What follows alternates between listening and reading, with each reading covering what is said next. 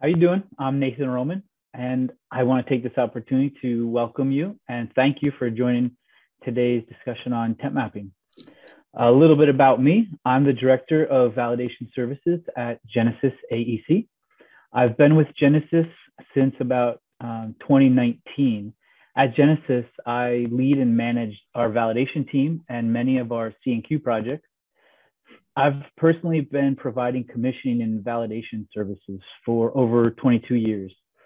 And one of the main reasons that prompted today's webinar was to discuss how we were involved to help edit the revision of the ISPE controlled temperature chamber guide. And that's where I met Paul. Yeah, that process of editing that guide was really a wonderful opportunity. And getting to meet Nate was a highlight for sure. We got to talking and we realized that Genesis is a customer of our data loggers and also a collaborator on some of our customer projects. So we had a lot of reasons to get to know each other. You've probably figured out by now that I work for Vaisala. I've been with them for about 10 years and I have that big title, Senior GXP Regulatory Expert. Don't be too impressed by the big title because it just means I'm the validation guy.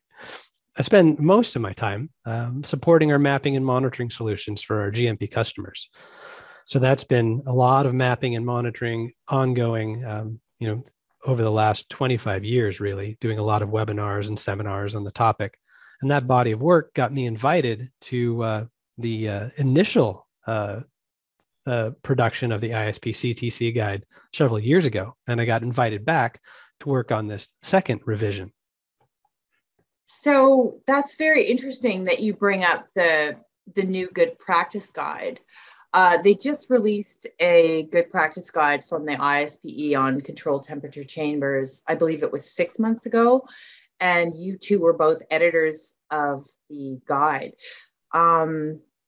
So if this is a second revision, does that mean that the practice and recommendations for mapping have changed an awful lot? I'll take that one. I've been performing temperature mapping studies for just about as long as I've been in validation, and that's well over 20 years now. And qualification of CTCs like freezers and refrigerators, incubators, and cold rooms has been a normal part of the GMP and GLP guidelines for as long as I can remember. It's important to remember that mapping studies is not just a standalone activity, but it's typically coupled with a full IOQ of a system that's purpose is keeping the temperatures constant in the chamber.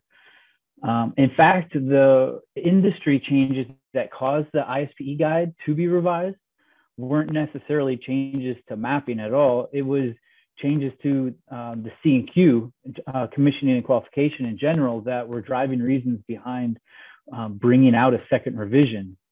Paul, I know that you have a totally different perspective on the whole history of mapping.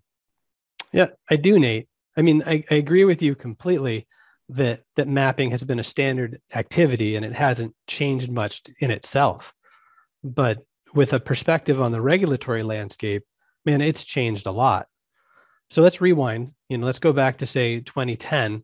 And there really wasn't much in the way of guidance or regulation in the GMP world that even mentioned mapping, right? Like there was not a mention of temperature mapping in any national regulation.